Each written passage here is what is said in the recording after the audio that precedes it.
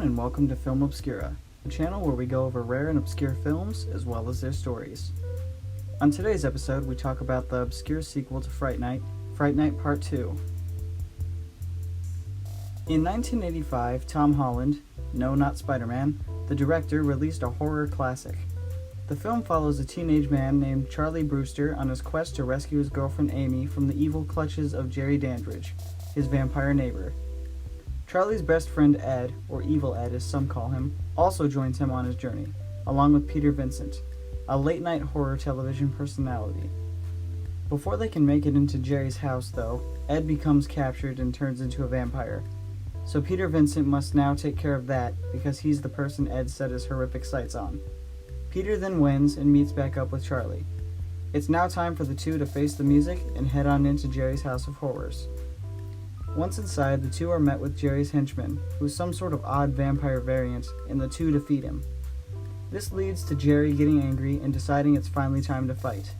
Here he utters the iconic phrase, "Welcome to Fright Night." Charlie and Peter then lead Jerry down to the basement, where we see that Amy is almost completely changed into a vampire. But due to quick thinking, the two break darkened glass windows that surround them and let the sunlight shine through, killing Jerry in the process. This meaning Amy, Peter, and Charlie are now safe. That is, until 4 years later in 1989, when a sequel was released. Not to mention the film had a short release a year earlier in 1988 in Australia. But anyways, the new film follows Charlie, now at college, and with a new girlfriend, Alex. And if I do say so myself, she's an upgrade. This time, the film sees Jerry Dandridge's sister as the main vampire. After Charlie sees her in action, he tries to convince Peter Vincent to come back and help him. Peter, after a lot of convincing, comes along with Charlie. Charlie, along the way, gets bit by the woman and begins to turn.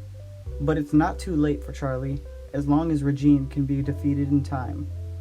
This sets up the film's big ending, as we enter a creepy abandoned old mansion. In here, Peter and Alex must save Charlie before time has run out, and they must defeat Regine.